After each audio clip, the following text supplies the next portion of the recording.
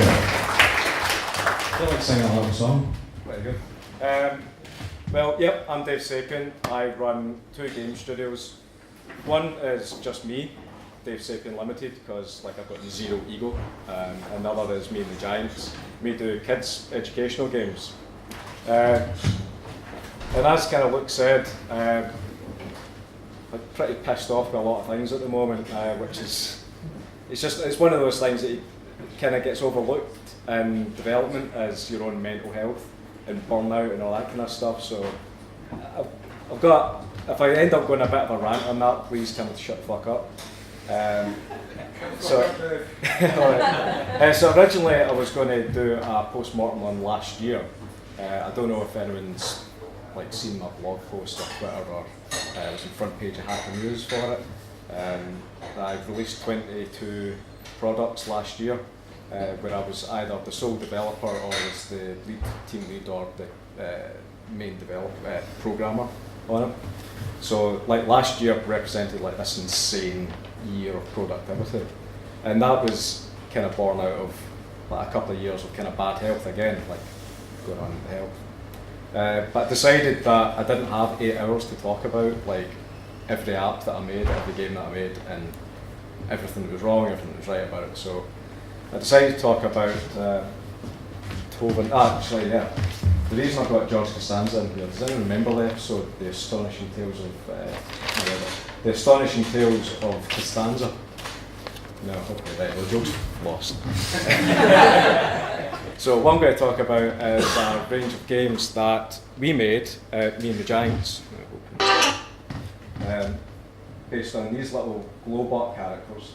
And they're just educational games for young kids, so I'll let the video kind of explain what they do. So yeah, like kind of basic stuff. So the reason that we made this game is, traditionally speaking, in Me and the Giants, just because I kind of had bad luck and workflow of my 2 business partners, I've been heading up development of pretty much all the products we've been producing, which is kind of cool. But you know, the whole point of being in business with other people is, you know, they do work too. So it was a bit of a sticking point, and finally we managed to get a little bit of money through from Creative Scotland, which enabled us to bring a whole bunch of people on board to make these games, which are based on an IP from, it's a kids show that Once Were Farmers, which is our sister company. So it takes a while to catch up with all the ins and outs about what's happening in the studio. But we are developing this kids animated TV show, and we thought we're not really getting anywhere with TV channels or broadcasters, so we thought we'll make the apps and then we'll prove the apps on the App Store ourselves and see where it goes from there, right? So we did that. Right, okay, where are we? Yes, what went right? Yeah, I think the first thing about the post-mortem that I find a bit kind of weird is congratulating yourself. I know people that know me, like Dave, not congratulating himself, like but it is really difficult to see where things went right, because you're so focused on where things went wrong and where you're going to fix stuff. So that was kind of like the hardest bit of figuring out what we were going to say. But aside from being just quite happy that we got these things made and really proud that they look great and they're a talking point, they've got us lots of exposure in the media, like that's like a huge thing, huge sense of accomplishment after basically spending years making these things. I mean, we've been working on this IP for maybe about 9 years, so it's quite a long development process, not necessarily in games, but to have something out there in public, just like fucking yes. So yeah, as I say, like that was another great thing about the Tolva and Ting stuff, is that we didn't really have to do that much design work because we had the designs already there. We could just go straight in and start making the games. And that was a huge benefit, because there's a lot of time that you can waste in uncertainty because you don't know, you haven't tested, and you got to just keep pushing and testing and seeing what character design is going to work. But we'd already done that. So that was like one of the main advantages of it. Also, we were working with Glasgow University under the First Step Award. It's where the university gives us, I think it's like £5,000 in academics time to come on board with like any SME, so anyone that's a company is eligible for this. And they basically consult you, so it makes sure that you're not making any kind of roaring fuck-ups when it comes to like doing education, so you're actually getting proper guidance by people that study this thing. Our academic was Margaret Sullivan, and she was involved with the new curriculum for excellence that just went into effect, I think, last year. So like having her on board was like a tremendous learning experience. I guess another thing that I found quite good about this project was it was really the first project that I led in any meaningful way. I think in total we had about 8 people involved, maybe 9, and that was various different. We had an audio studio, a couple of musicians, some animators, a couple of designers. That was pretty cool, like being able to do that. I mean, the hardest thing about that was, like for me, was giving up responsibility and letting people just do their own thing. I think the best example of that was probably the music, because the earliest builds, like I wrote all the music and done the sound design, and I was quite happy and it got the feeling of it. But when we brought other people on board, immediately they brought so much more richness to it, because that's what we're focusing on, and like that was an amazing kind of experience.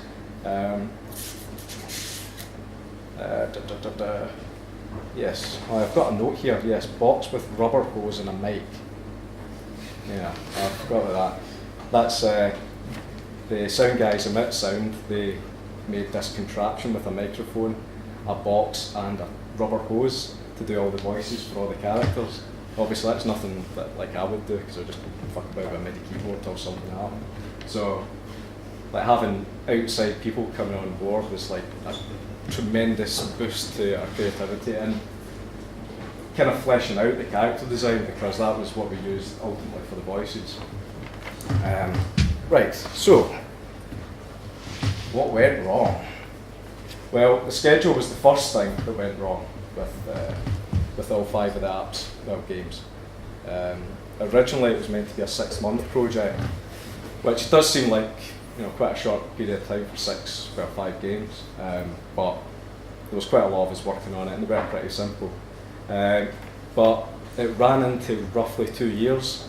First of all, Create Scotland were quite slow in paying us, I think, so we lost roughly about 6 months to actually get started before we even started. So it was really just like a year and a half, so it was only a year overrun, which is alright, for 5 games. But that was kind of like the start of the problems, because my partner at the time, she went in for an operation, and I lost, I think, about a month and a half, and then towards the end of the project, I went in for an operation and lost another 3 months.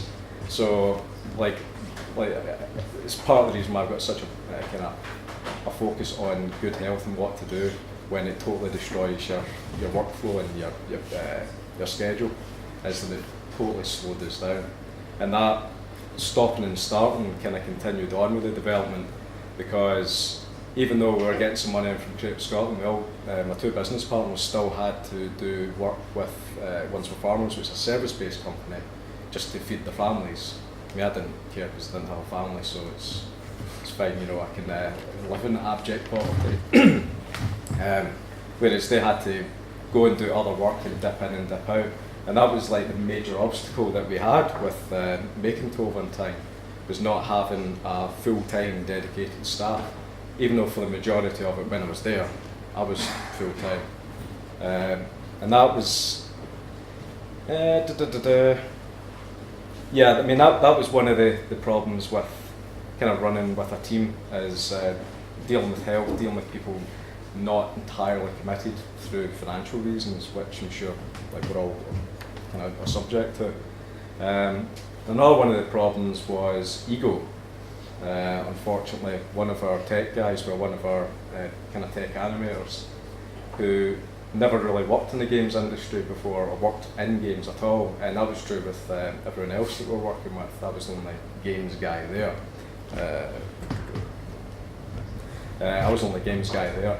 and trying to explain to visual animated people, like people that do film and TV animation, that if I say, as the developer, no, it needs to be a square PNG, and the difference between a square PNG and not a square PSD, it gets a bit tiring, and people stop believing you after a while if they're not working in the games industry. I mean, all you guys that are artists that work in games, you know, if the developer says it needs to be this size, it needs to be this spec, you know, you believe them and you go forward. But when you've got professionals who are used to the software, just taking care of all that shit and just making it happen, they render it out and it goes on TV, you know, they don't see that as being an issue, they see that as being your issue that you're passing on to them.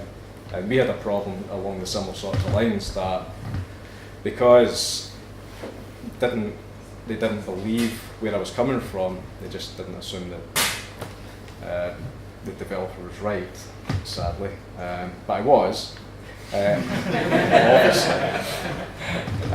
And that unfortunately cost us about a month's worth of work, because they had this problem. There was an animation problem, and it stopped us progressing for actually this game here, Ting Toy. Took us 20 minutes to fix the problem, taking the approach that I suggested after we let him go.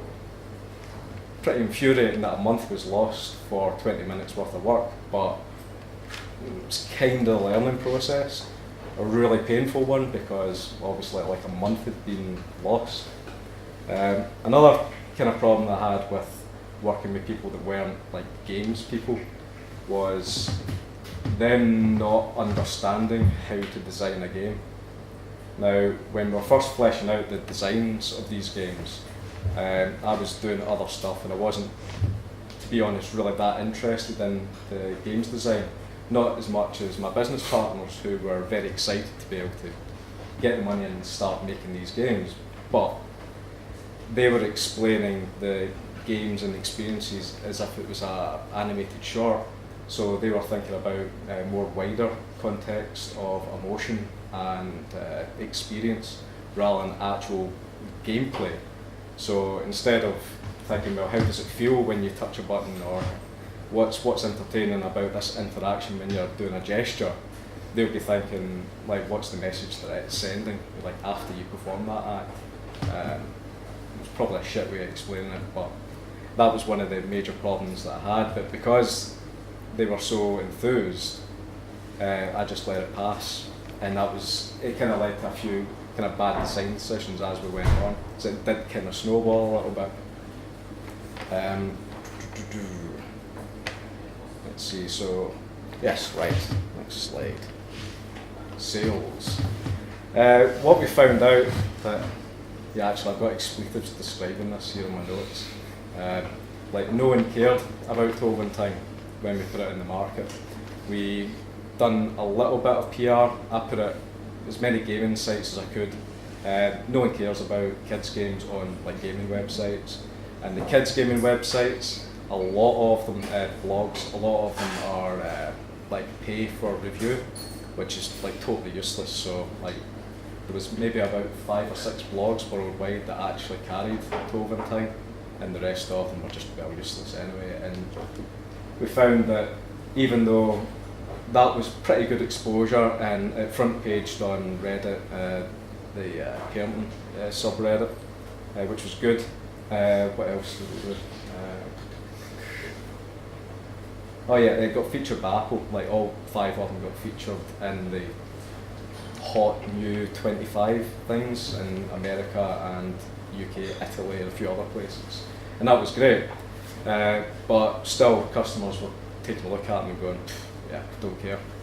So we didn't actually do that well. There was still yet unidentified reason why people weren't seeing these things and downloading them.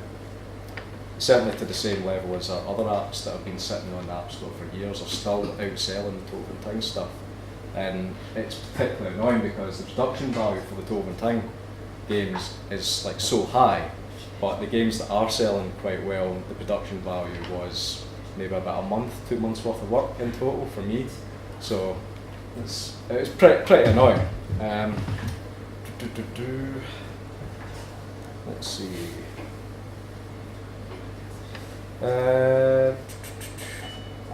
Yeah, I guess that was the biggest kind of problem, was not engaging our market and not engaging our market on Reddit and the other kind of parenting blogs, which I can't really do because I'm not raising children. And again, getting non-games people, like my two business partners who do have kids, getting them to see the importance of professionally going onto these blogs and building up a network and constantly talking about the products is really, really hard. I mean, it's hard for games developers, like say, yeah, you must do your networking, you must build a community.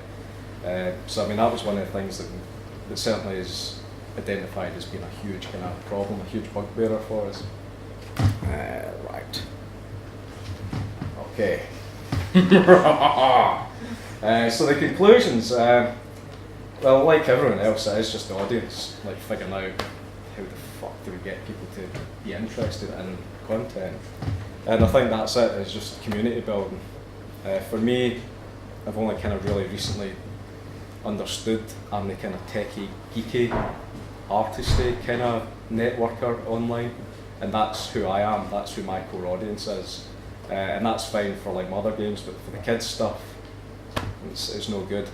So definitely to get both my business partners' arses onto Mum's Net or whatever it is. Sorry, kick thing. So for the next project that we're working on, it's in the design process right now, because we're scaled right way back. We're looking towards getting our audience involved now. You know, we'll start putting out like screenshots of concepts and see what tickles people's fancy, you know, like see what engages people right now when we're just drawing it on bits of paper. What else? Yeah, and actually finding a work method that can fit into this grazing that we are doing with Me and the Giants, because we're not financially sustainable in terms of eating. It can pay some bills, but you know, you still need to eat. So we're needing to do other work and find a method of just coming in, doing a bit of work and then going away. And I think some of that will be down to the actual games that we're designing now. One idea I had was like a pinball game, where once it's set up, a lot of the problems, technical problems and design issues will be localized on each element. So we could spend maybe a day on one element. We don't need to really have an overview of everything else. Certainly I won't in my mind when I'm like writing the software. That's kind of a rough example. I don't know if it would work, but that's kind of where I'm thinking that we should go. And like health, making sure that our health is taken care of, making sure we're eating healthily. I've just recently started using a stand-up desk, and when I do break a leg or when I do go in for another operation, or any of us, we've got some sort of contingency plan, or I don't know, a blog post about it, so we're telling people about what's going on.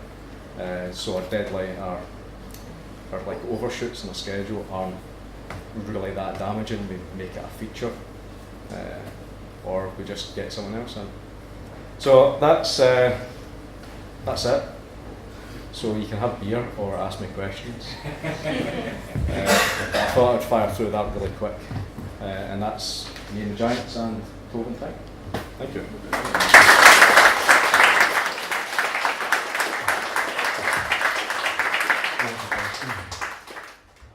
you work on all the games sort of one after another, or were you work on any at the same time?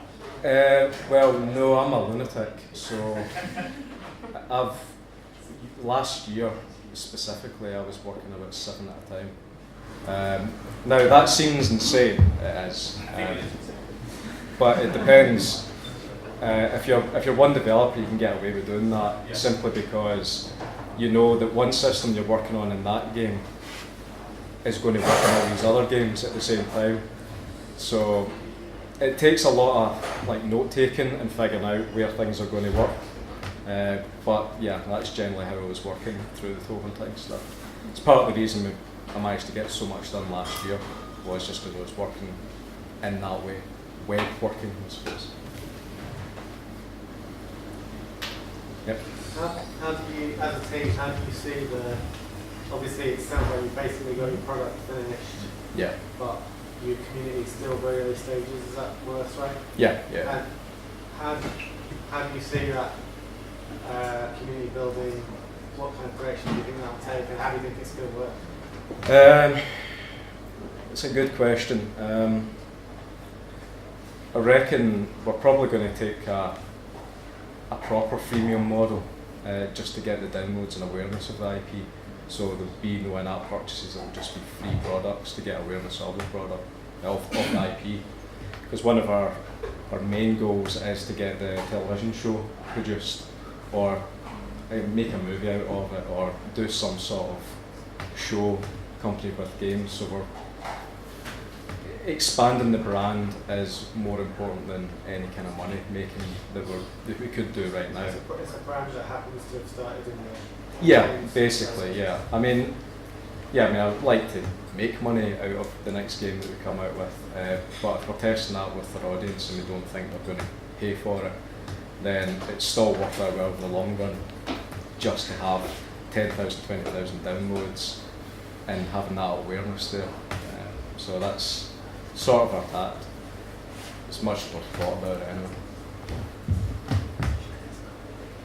Yep. Do you have any particular method to measure learning throughout the games, or is it just mainly a score-based system and such?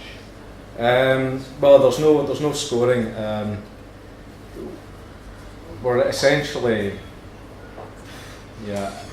kind of cloning some of the kind of preschool books that are already out there. We did look at them. We didn't really intend to clone those things, but looking back on it, that's essentially what we ended up doing. So we're not scoring we're not grading kids on their learning on these games at all. They're more just familiarity, if I said that right, aids. Like pattern forming for the pre-writing skills game, so the kids get into the way of doing pre-writing skills, which is just the same as the books that you get out there. So you're just joining up little books, and that gets kids into learn how to do joined up writing, and that's all that these games are essentially.